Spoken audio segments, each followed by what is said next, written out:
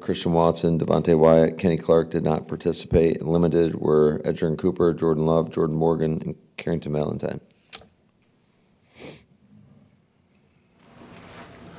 I think it was maybe last year when you were asked what Aaron Donald was like game planning against him, and I think you said it makes you want to cry. What are your emotions having to face a defense? Kind of not a serious question, but facing a defense without him, obviously it's a legendary guy. Yeah, he is one-on-one. There's not too many guys that can wreck a game like he can, but I have been impressed by this group. I mean, they're a lot younger up front. I think they do a really good job with a lot of their pick games. They obviously the effort stands out across the board, not only on their defense but on their offense as well. So, and I know they're well coached. So, we're going to have to continue to make improvements along in every phase of the game. Did you guys open the window for Jonathan Ford today? We did. What do you think he could do eventually? We'll see. I mean, he hasn't practiced in a while, so.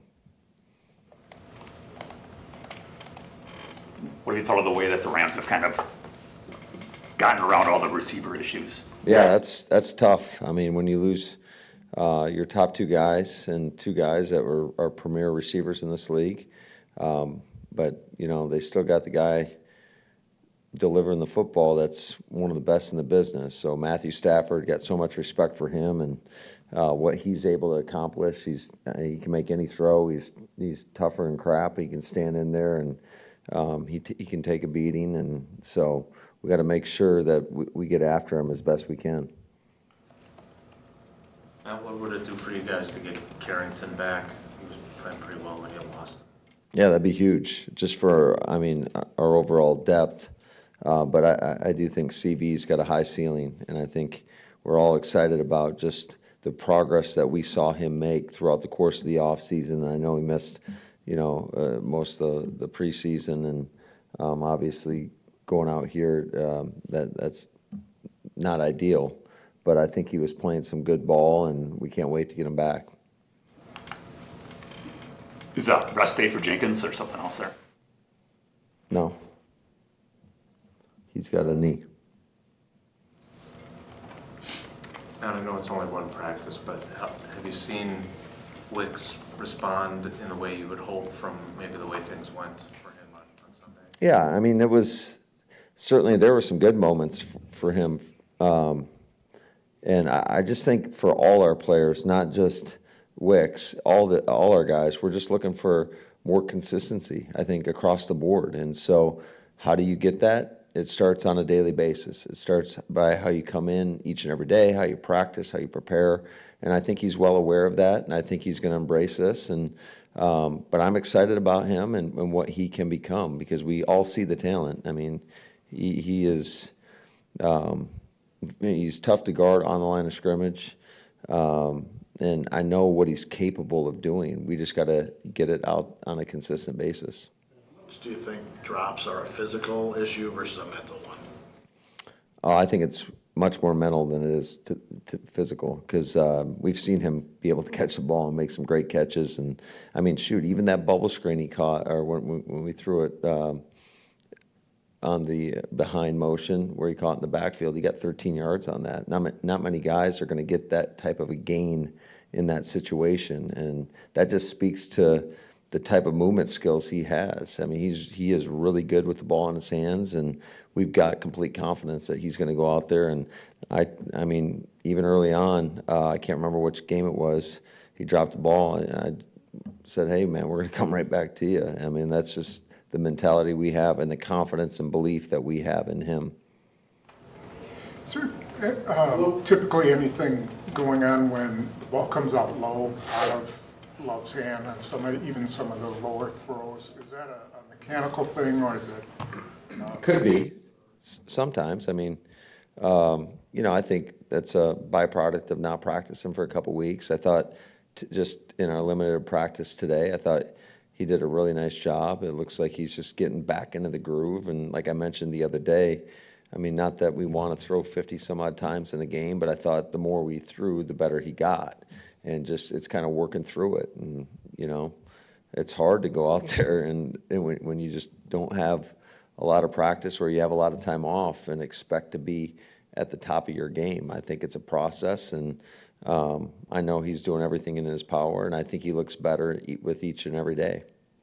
Sure, you're watching a lot more tape on their defense, but on the Rams' offense, Logan Brussett guards, a guy that grew up playing football here. What have you seen from him and what he brings to them? Yeah, he's going to compete and work his butt off. I think just overall, I think the offense, I mean, obviously, I'm not trying to be biased here, but knowing the guys that are kind of calling the shots over there, Sean and my brother, and, you know, I got a lot of respect for the scheme that they run, and I think Logan's done a nice job within that scheme. Speaking of that, you obviously had a year as the coordinator under Sean, and even though he calls the plays, what did that do for you, and what do you think it's doing for Mike to be in that role? Yeah, I think it was a great year of growth and development for me, just to kind of be the assist man for Sean, and he just, you know, he is as detailed as anybody that I've been around in terms of just offensive football in general, just knowing what all 11 are going to do on every play. So I think it was a great year of growth and development, and certainly our history, it went back to Washington, and we kind of grew up in this game together, I would say. But it was a lot of fun, and there were some less than fun moments too, as you can imagine when you're really close with somebody. It's like two brothers at times wanting to fight each other, but at the end of the day, like, it's, you know, he's like family to me. When you got here in 19, it felt like we were talking about this guy that you coached with and this guy. It was almost constant. Has the novelty worn off a little bit, and is it different now when you?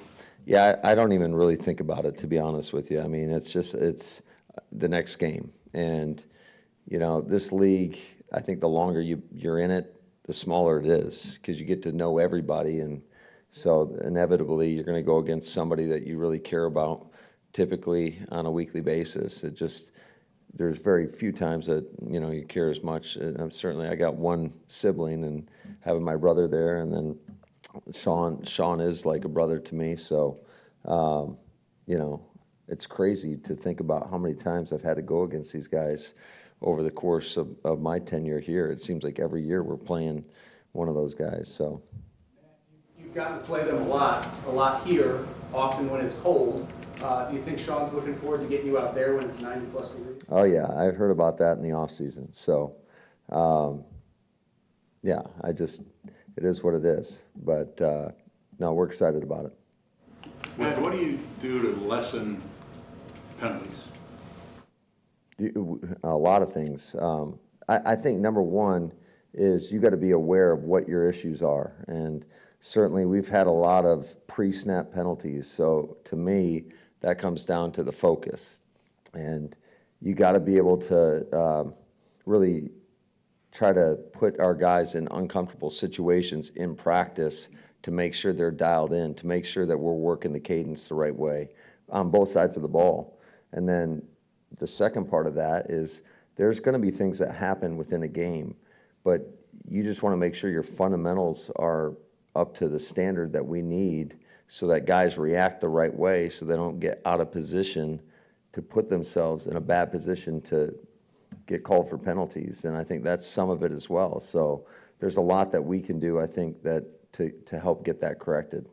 With Love being back this past week, is there any added continuity compared to the previous weeks when you didn't know what his status was going to be on the offensive side? No, I think we had a pretty clear indication of where every game plan was going. So, you know, no. Regarding the holding penalties on the offensive line, so, you know, the first week 2 and 3 you ran a ton of times. Do you find that there's more because of what you were doing there that led to more holding calls, or do you find that most of them are pass protection? Do you see it happening with all the pulling you're doing, all the moving targets? Yeah, we got to make sure our aiming points are on point and our technique is good, and we're not getting in, again, a bad body position, and that starts with your aiming points and then making sure your hands are inside.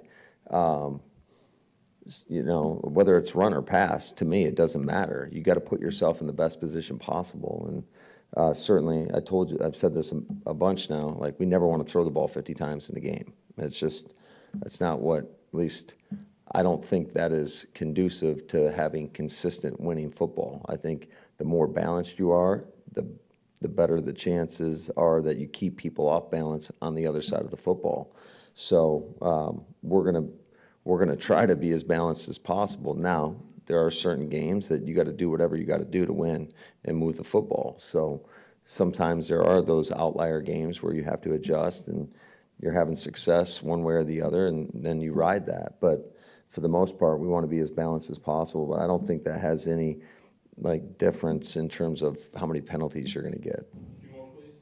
Matt, whatever the timeline is for Christian, do you feel like you can at least avoid IR with him? Absolutely, yeah. I think he's, just talking to him today, I think we got lucky. We dodged a real bullet there in terms of, because it looked pretty ugly. I mean, similar to, I feel like we got lucky with Jordan as well early in, you know, in that Philly, at the end of the Philly game. But yeah, he seems to be, and he's definitely in good spirits, and he's going to do whatever he can to get back as soon as he can. The same with Wyatt. You think you can at least avoid IR with I him? think we got to wait to figure out a couple more days to see where he's at. But he seems to be just, you know, his personality and everything, it seems to be normal. So I'm hoping for the best with that one as well. Thank you, guys. Thanks.